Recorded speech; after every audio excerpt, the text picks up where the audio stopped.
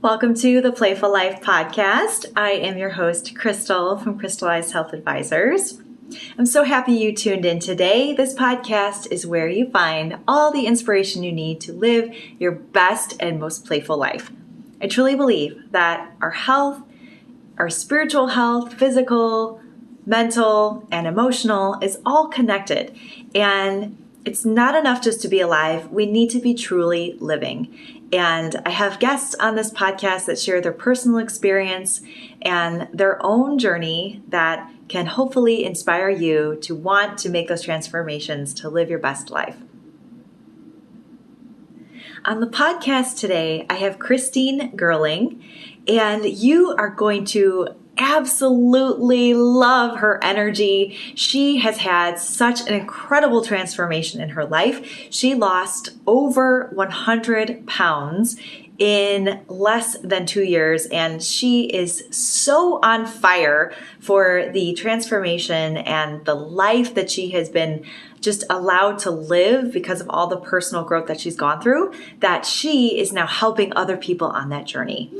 I hope and I know that you are going to enjoy this podcast as much as I enjoyed having this chat with Christine. Hello, Christine. Hey, how are you? I am doing awesome today. How are you? I'm doing really good. Good. Although it's very cold outside, but I'm inside, so I'm fine. I know, right? I'm like, the sun's out. Hey, I could pretend it's summer. Why not? Except I can see a foot of snow, but it's okay. Right. Exactly. And we may at some point hear your puppies that are close to you in proximity. So if you hear something like that on the recording, no one is dying. It's just that they like to be loud. Well, that's so fun. And we were just sort of commenting before we hit record, right? That sort of one of the perks from working from home, right, is that you get to spend time with your family and your pet family and all that. So it is a blessing, really, to be able to hear them next to you. So Christine, thanks for joining me on the podcast today. I think I mentioned that I love to just start with telling our listeners, why you're doing what you're doing. And, of course, you and I kind of met or crossed paths because we are health coaches and we love to help people on that journey of not only weight loss, but just finding themselves, finding better health. And that means just becoming the best version of themselves. So what was that journey like for you? I know you've had an amazing transformation, and I'd love for you to share about that. Yeah, absolutely. Thanks. So I am a health coach now, which had you told me, 2.5 years ago that was going to be the trajectory of my life, I would have laughed and been like, that's cute. There's no way that would ever happen. Weight and health in general, I guess, is something that I've honestly struggled with my entire life. I remember dieting before I was even 10 years old. I ran 2 marathons to try to get control of my weight. That's not a good way to try to lose weight. Don't do it. I don't suggest it. But yeah, I was always on one diet or another, or, I would come home from junior high and I would jump on like the Nordic track, which is an old school workout machine, for like 3 hours. And it was a very consuming thing. But nothing that I ever felt like I could get control over. It just felt like this battle that would be a battle for the rest of my life.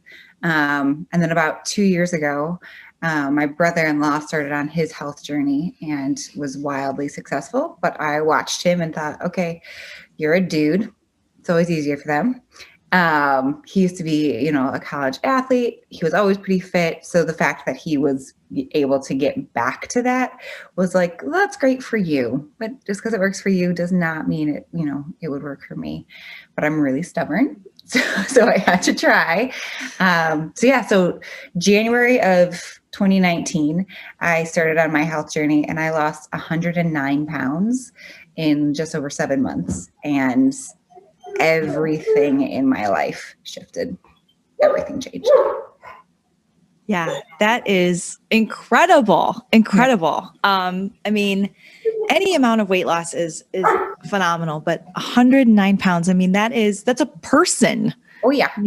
Wow. And there's so many good nuggets of what you just talked about. And so I want to touch on multiple things. But for a moment, I'd like to go back and just sort of reflect on that mindset that must have been such a huge part of it, because, saying that you had always this thing of weight and losing weight, and this was always such a thing on your mind since you were little. And I can totally relate.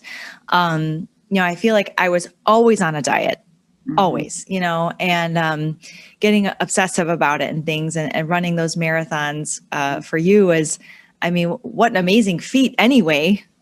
So that's such an interesting thing. I mean, going back to, sort of when we grew up in the 90s and things were Snackwells and, lean cuisines and all of those things. I guess, like, what was like the biggest part of that mindset shift for you when you actually found, this solution, obviously, that has completely transformed your life? Yeah. Yeah. I mean, there's a lot of things. I think one key thing is that I was really ready for a change. When I started, I had a 1 and a 2-year-old, and I was the mom on the couch. I was exhausted. I would wake up every morning just as exhausted as I was when I'd passed out the night before. And I wasn't showing up in my world like I wanted to be. And I didn't know if it was possible to change. Like, I would meet people who were really passionate about anything, and I would think that they were lying. I would think that they were putting on some show, because having that much energy to be passionate about something was so foreign to my brain that I was like, okay, that's cute that you're just lying, with whatever. But I had that like spark of like, what if I could show up differently in the world? What if I could be the mom that I always wanted to be? Because a part of my husband and my story is we dealt with infertility for about 3.5 years. And that did not help my weight. Let me tell you, that whole struggle just skyrocketed my weight and the hormones and the emotions, of going through that. The bad habits I was building during that season were pretty significant. But so to go from wanting kids so desperately to finally getting 2 little babies that were 13 months apart. And and just kidding, JP, I love you. So then just being the mom who's like, I've got these 2 little blessings and I'm so tired. I am too tired to be the mom I wanted to be. So I think part of it was that I was just so dang ready. So ready to really make that shift. And then I had a coach that I was working with. So that accountability, somebody who was going to check up with me. If you've ever been like, I'm going to work out, and you have somebody who's going to meet you at the gym, like your butt is going to get to the gym. But if you're just like going by yourself, like, there's 1,000 reasons to cancel that appointment, right? Right. You're the only one keeping yourself accountable. Like, it's probably not going to happen. So working with a coach was huge for me. And then having this community of people who were so supportive, and a lot of members of my family did it together. My immediate family lost over 500 pounds. Just my immediate family. Amazing. Yeah. So talk about like slightly different Thanksgivings, like a few years ago to now. Like, it's pretty different. That's so important, though, that, when you're around those people, if everybody except you, or if you and not everybody else is changing your habits, like how much more difficult it is to actually do those things. Yeah. Which is why I'm so stinking grateful for my brother-in-law who went first, because he actually started the week of Thanksgiving, 3 years ago or whatever now. And literally, I was such a jerk. I was like, okay, pumpkin, good luck. Like, who does this? Who starts a diet the week of Thanksgiving? And like, so he's like getting his salad and getting his protein. And I'm just like pounding up the stuffing and being like, you sure you don't want any? Like, I was such a jerk.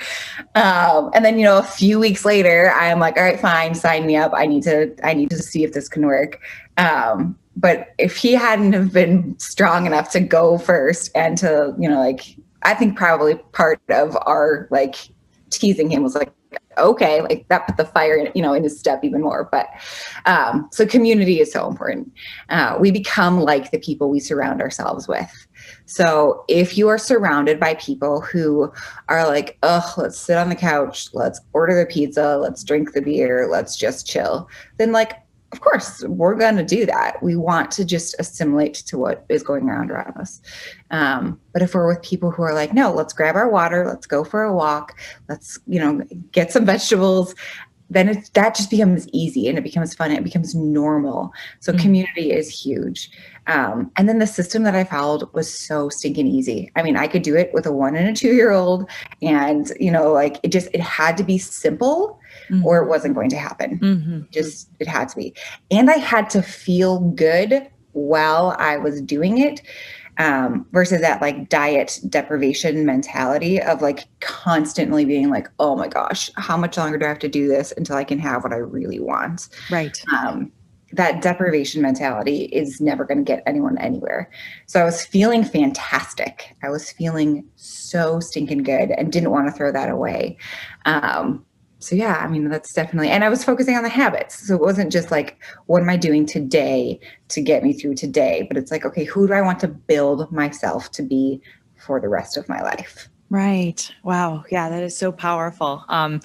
It was funny. My husband and I were just watching this video yesterday about that idea of inclusion and like how people will do anything to feel like they fit in.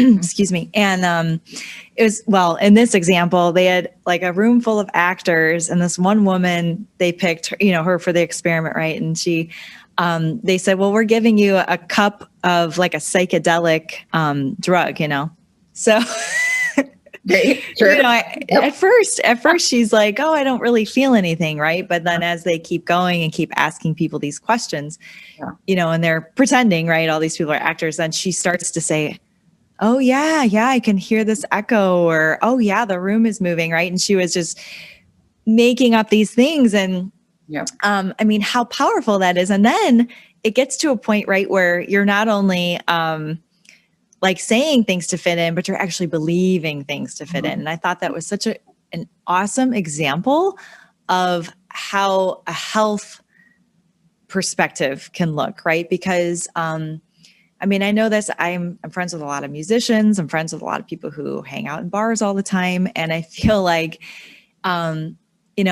they know, right? I mean, they know that it's not healthy to go to the bar every night and drink beer and have these habits and not really care about what they're eating, but that they want to fit in with the people they're hanging around with. So then they start to just believe, right? They start to believe that maybe they could never break that habit or lifestyle. So, So I love that you touched on that. It's so amazing. So I'm curious because I have never ran a marathon and I'm pretty sure it's something I will never do. Just because I have a lot of injuries. I have a lot of like physical setbacks that probably would never allow me to do that. Sure. And I'm okay with it. I'm 100% okay with it. But when people say they run a marathon, I'm just like, I mean, like my mind just like blows up because I'm like, that is something I just really, really think is huge. So I'm curious on your experience with that and like what your mindset was when you were doing that and why maybe looking back on it now, was that not the solution for you as far as your transformation went? Yeah. Well, one key thing about me is if somebody tells me I can't do something, then I'm like, oh, really? That's the thing I'm going to do now. So when I was going to do my first marathon, I honestly signed up because a guy who I thought was kind of cute said he didn't think I could do it. And I was like, because I was, I've never been small, whatever, but I've always, since junior high, like running was a part of who I was. But it felt so disingenuous to be like, yeah, I'm a runner, where here I was like significantly at least overweight, if not well into the obese category. So, I was talking about going for a run and whatever. And he was like, well, there's no way you could ever run a marathon. And I was like, okay, well, now I know what the next thing on my to-do list is.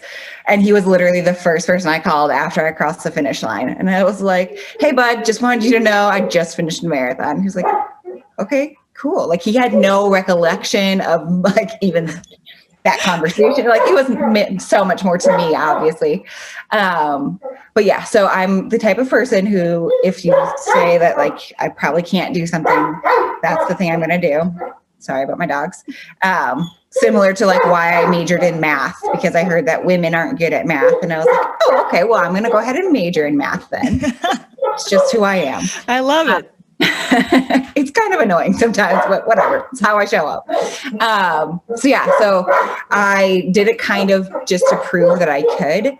And it really is the mental toughness is just such a, sorry about my doggo.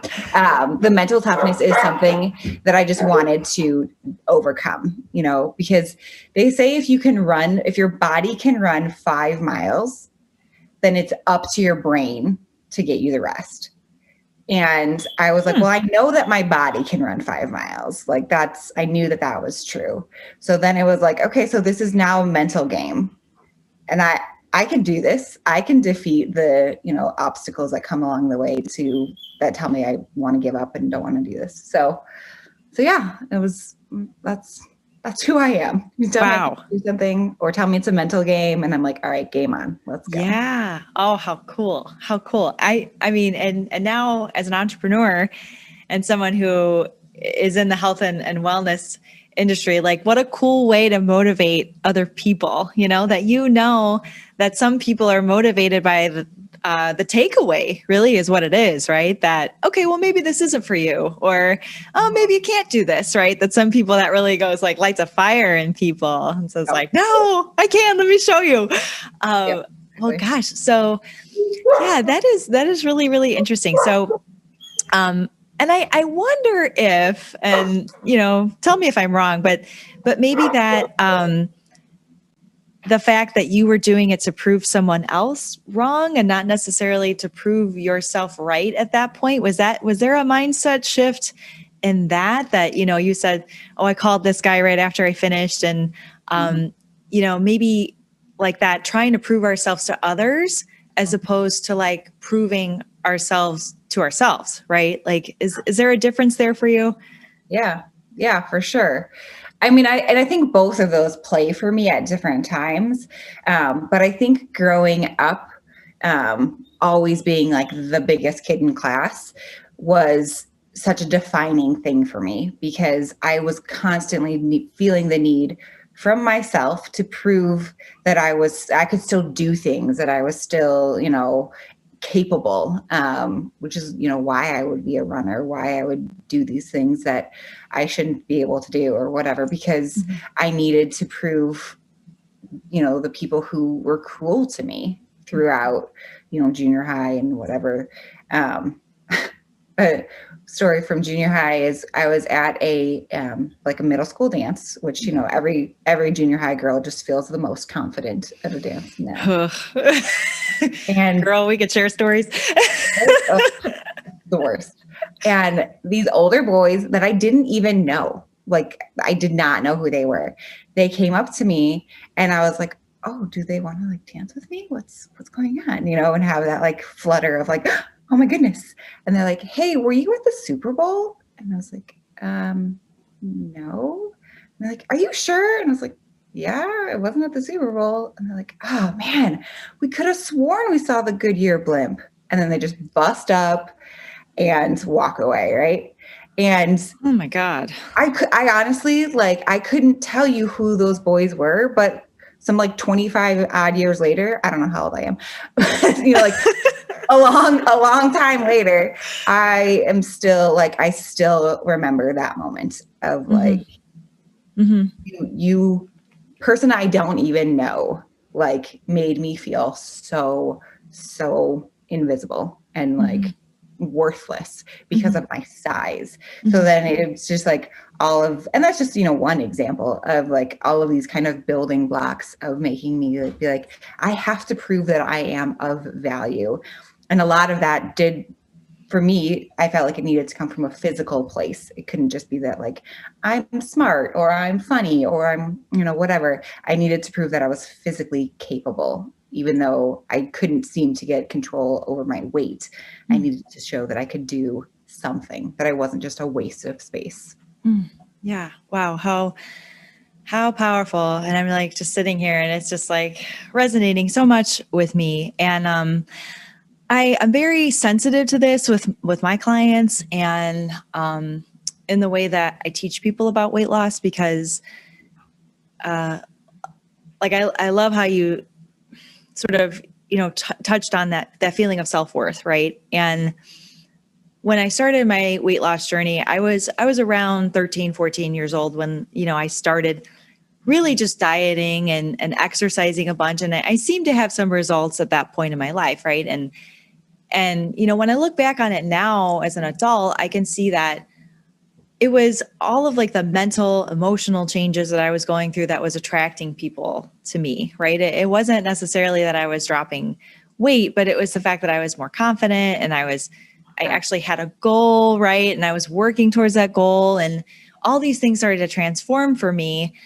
But I assumed that people could only see the physical transformation. So, when people started paying more attention to me and, things started to change in my life, I didn't attribute it to the confidence, the self-actualization that was happening. I attributed to it, I'm getting thinner. So then it was this game of, well, if I'm even thinner, people will just love me even more and I'll have, more friends and more opportunities and, be a better person. With these crazy things, right, that we tell ourselves. So, I'm interested to know, what was there ever a point where you maybe got locked in that way of thinking or what was a way that helped you maybe prevent that way of thinking in your life?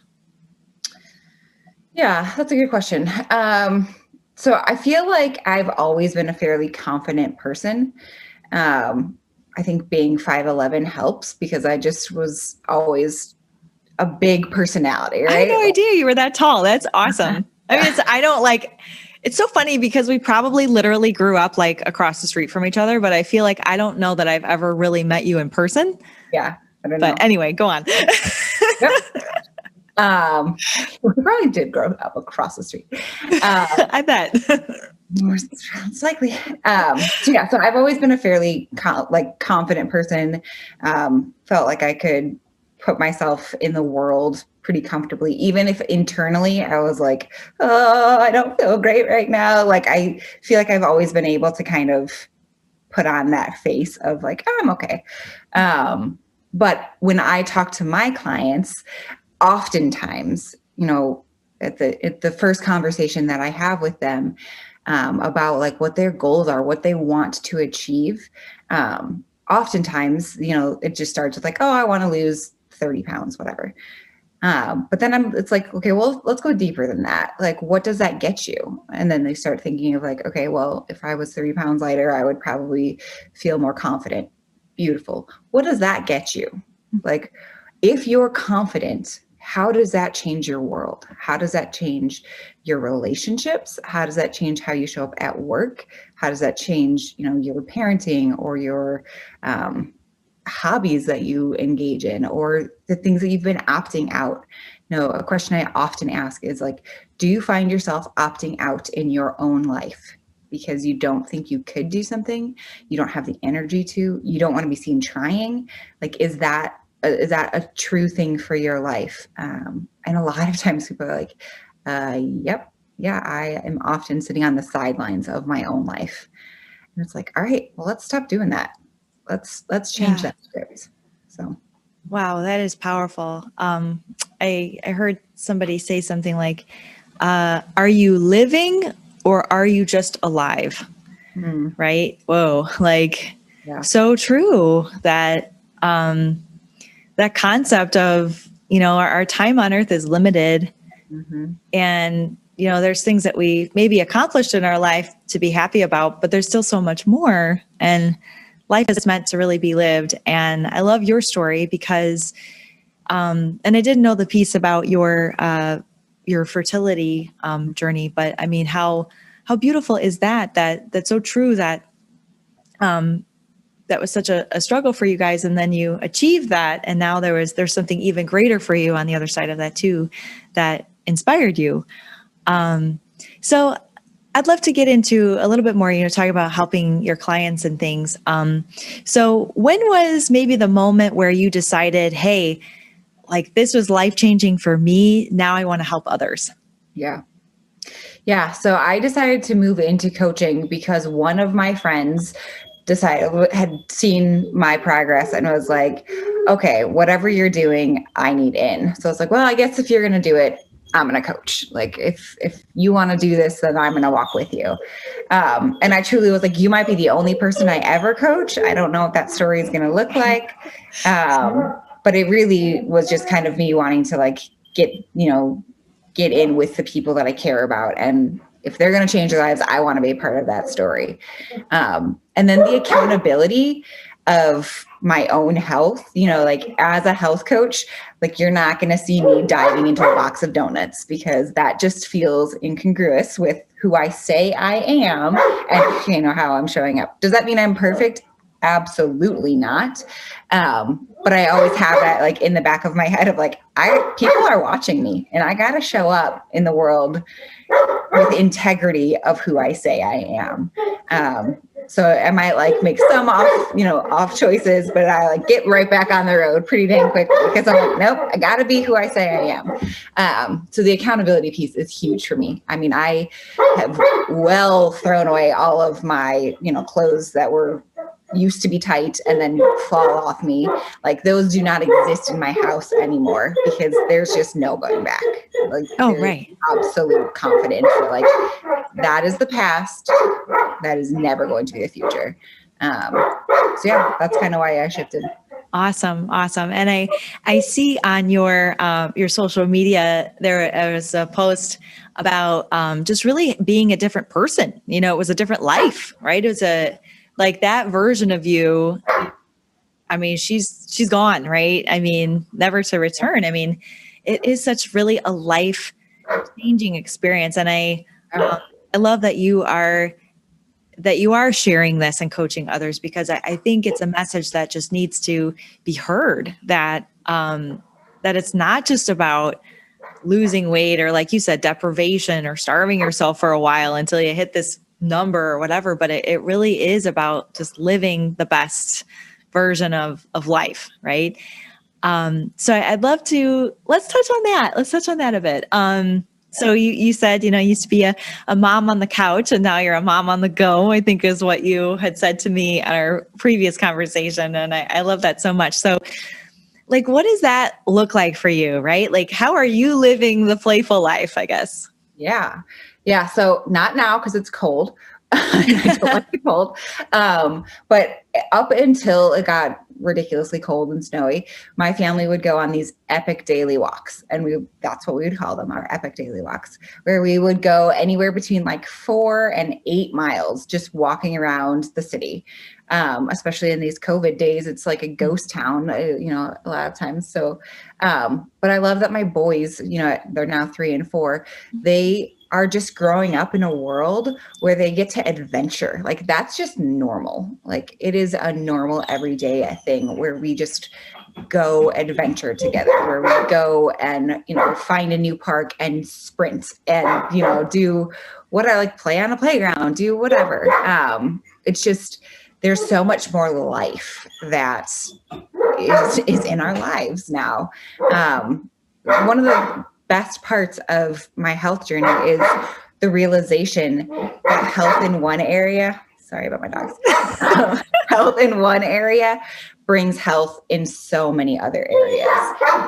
What I thought I was starting at as just a diet, like I just wanted to lose some weight, changed everything. Like the health that I was able to gain physically gave me so much more energy. And that energy gave me a desire to do, personal development and spiritual development, to kind of dig in and do the work that I had been too tired to even pretend to want to do for so long.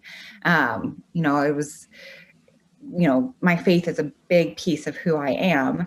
And it was always this, like, people would ask me like, oh, why do you believe this or that or whatever? And my answer growing up was, I was like, I don't know. Let me ask my dad. Like, well, I don't know. I'll go get the answer and I'll bring it back to you according to what my dad said. And I was like, I am now a grown woman. Like, I need to have these answers for myself, to kind of hold these things and say, like, is this what I still believe? Why do I believe this? What is my own background, my own footing, my own faith look like, versus just like, I don't know, this is what my dad says. So really it's like a coming into my own. And that's been a process I've done numerous times throughout my life. But it's, kind of a new version of figuring out who I want to be. Instead of just letting my day run who I am, I get to choose who I want to be, who I want to show up as. Yeah, that is incredible. Oh, I love that. I love stories where people, get connected to their faith and just their spirituality. It really is so amazing. And I always hope for people that they can find that higher power, whatever it is, because when you are trying to transform and do something different in your life, we don't have to rely just solely on your own efforts, right? And sort of surrendering and saying, like, I don't know, this is so much bigger than me. Somebody's got to help me out, right? And that's when I'm sure you find the right coach, you find the right program, you find the simple solutions, and you say, wow, like, this has been here all along. It's just opening yourself up to it is really amazing. So now you are obviously a health coach and doing this and working a business. You're a rockin' mompreneur, or like momtrepreneur, I don't know. And you had told me when we talked before that your husband was able to, sort of take some time off, and now, like, you are like rockin' mom, supporting your family, which is incredible. Yeah. So what's that been like for you? Because I feel like I speak to a lot of moms and women, and they sort of say, oh gosh, I don't know that I could ever do that. Right. It's like, so such a high mountain to climb. So, what's your journey with that? And what would be some maybe advice to people who are unhappy where they are in their current career and want to change? Yeah, absolutely. The fun thing is we have so much more time now than we did before. The previous version of us was, my husband was working full-time as a nurse, and it was killing him. Like, he was coming home a shell of a person. And I was working 4 part-time jobs in my spare time with a 1 and a 2-year-old. So, like, our family time was non-existent, because he would, come home from work and I'd just pass the kids off and go upstairs and do all of the things I needed to do. And then we would just pass out, like, it was just this like wheel of exhaustion. And, now as a health coach, I get to choose when I work. I get to choose where I work. So, like, I'll be making calls, on these epic walks sometimes because I can. And the freedom that we have gotten is just insane. The fact that I got to, I replaced his salary as a nurse, and so he came home. And now he does more of the, parenting kind of role on a day-to-day basis. While I get to lead other people and just have so much fun. And I didn't used to think that passion was possible. And now I can't imagine not being more passionate about this. Like, I love what I get to do. I love the freedom that it has brought me. And it is so stinking much fun to watch other people step into that freedom for themselves. And it always starts with fear. It always starts with, like, I don't know if this is going to work. I don't know if I could do this. I don't know if, whatever. But let me tell you, if you like people, I can teach you everything else. Like it doesn't matter if you are already like super healthy. Great. We're going to work on that. It doesn't matter if you are great at technology. Cool. We can work on that. All my number one requirement is like, do you care about people? Because if you care about people, I can work with you. Like we can make this happen. So it's crazy to watch what's happened in just 2 years. Yeah. Wow. That's incredible. And I love that concept of leadership. It's so funny, but this theme keeps coming up for me. And it really is something that's so important. I had a former Buddhist monk on my podcast a couple weeks ago. Mm-hmm. And we really talked a lot about leadership and how it's important to show up not only as a leader in your own life, but then when you get to lead others, mm-hmm. how transformational that is for you beyond, the self work that you're doing. And so, what has that been like, I guess, helping people not only, because it sounds like you sort of help others on their maybe entrepreneurial journey, to maybe some financial freedom too. And I do the same thing as well. So in what ways has that maybe transformed you in a way, kind of taken that leadership in your life? Yeah. So I think I've always been a leader in some areas, but it has been really fun to like sharpen those skills and to gain confidence in those skills. I was a teacher by trade for a few years, and so a lot of those skills kind of, can translate. Teaching is a form of leadership, obviously. But it's just one of my favorite things to do now is to give that leadership away, to build into other people the skills so that they can stand strong on their own 2 feet. And that looks, both in their, health journeys for sure, but also as they start leading others and, all of that. It's just really fun to watch people be like, oh, I could never do that. And then you get to a point where you're like, oh, okay, that wasn't too bad. I actually just 2 nights ago or something, maybe yesterday, I don't know, was a part of a training, on Zoom, with a couple hundred leaders in my company. And the idea of sharing on that before, I was like, oh, I don't want to, this feels whatever. But you have to push past that fear. The only way we grow, the only way we get to break through is when we push past the fear and just do it anyway. You don't have to wait for the fears to be gone. You just have to decide to go. Mm-hmm. So I did it. And afterwards I was like, that wasn't hard at all. That was fine. That was fun, actually. I can't wait for them to ask me to do it again. So it's just kind of that one step at a time of what scares me. That's my next step. I don't want to do that. That's my next step. Ah, yeah. Yeah. Oh, I love that. Yeah. It's not even necessarily facing the fear and standing face to face with it, but I think of more of fear is sort of this stationary monster or giant, right? And then I take one step. And then by the time I'm, 20 steps away, he looks a lot smaller, right? And it's sort of that perspective thing where, not that you're running from your fear necessarily, but just taking a step in the other direction gets you further and further away from that fear that was initially holding you back. So I love that. Love that. Yeah. Until you look at it and you're like, that's funny that I was even ever afraid of that. Right? Yeah. Yeah, exactly. I guess, well, I don't know. Maybe I should not say I would never run a marathon because I feel like that's kind of something, I fear, but maybe just starting small and maybe running a 5K would be a good start for me. That sounds probably wise. Probably going from nothing to a marathon is maybe not enough. Yeah. That's funny. I've never been a runner, but never say never, right? I don't. Who knows? Who knows? I swear, anytime in my life I've ever been like, God, I don't care what you want from me, but I'm not gonna do this. It's God is on the other side. Okay, that's next now. Dang it. So now I don't say that anymore. Right? Yeah, we got to be careful. Well, wonderful. Again, I honor you for being here, and I know you're busy and you're a mama and you're rocking your business. So I appreciate you taking the time and sharing your journey with us. And given people some hope and encouragement. And I would love for our audience to know where they can find you, get connected with you. What are some ways that they can do that? Yeah, no, I would love that. So my email is Coach Christine 180, because it's like, a 180-degree turn.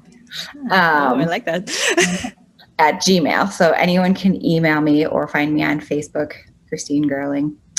I love connecting with people who don't believe that they can, who want to, who are ready, who, in any place, or people who are looking for like, what's the next best thing for my, with COVID and jobs changing and all of everyone needs more income. Everyone's working from home.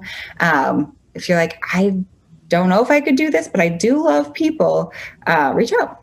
I would love to chat. Oh, awesome. All right, cool. And I will link that below, both your email and your Facebook where people can find you. So don't worry about that if you're listening and you're like, oh no, I don't have a pen, I'm driving. How do you spell Christine? Dang it. Right. I know. Oh gosh. I mean, you should, my name is like impossible. So I just, goodness gracious. Okay. Oh, it's like, I love my parents, but I'm like, Krista with a K is difficult. And then I married someone that had like 25 letters in his last name. And I'm like, oh God, forget it. That's it. We're not doing this anymore. My name is Mary Smith. Okay. I know. That makes us unique, right? Absolutely. Well, thanks again for joining me. And get in touch with Christine, follow her on social media. She's very inspiring with everything that she posts. And I'm so glad that we crossed paths, and I'm excited to stay connected with you as we keep going on this journey together. Yeah, me too. Thanks so much for having me. I really appreciate it. It's been a lot of fun. Absolutely. All right. Bye-bye. Bye. Thanks again for tuning in for this episode of The Playful Life. I am sure that you got some great inspiration out of this, so don't keep it a secret. Share this with somebody you know and love, because I'm sure that someone else may need to hear this message from today. As always, thank you to our sponsors, Ron Harlow Media, where you can catch Ron Harlow every day from 4 to 6 p.m. Central on the Make My Day podcast, as well as Erin Alice, the Cheeky Mom, every Wednesday morning. They are so great, and I'm so honored to be a part of the Ron Harlow Media team. And as always, to Baxter Printing. He is printing up some brand new business cards for me as I do this podcast, and I am so excited to see them. He does absolutely beautiful work there with the team at Baxter Printing. And that is also the space where I get to record my workouts and some of my training videos. And we also have a recording studio there in the Baxter Printing building. So very, very amazing just space to have art and music and all of these things come together. So check him out, baxterprinting.com, or at 219-923-1999. Thank you again for being here. And don't let another day go by without doing something for yourself and getting one step further away from your fear and one step closer to your dreams and your best life. Go to KrystalizedHealthAdvisors.com, click the link, get on my schedule, and let's get on a dream strategy call to start making your dreams come true. I'll see you next time. And as always, stay playful.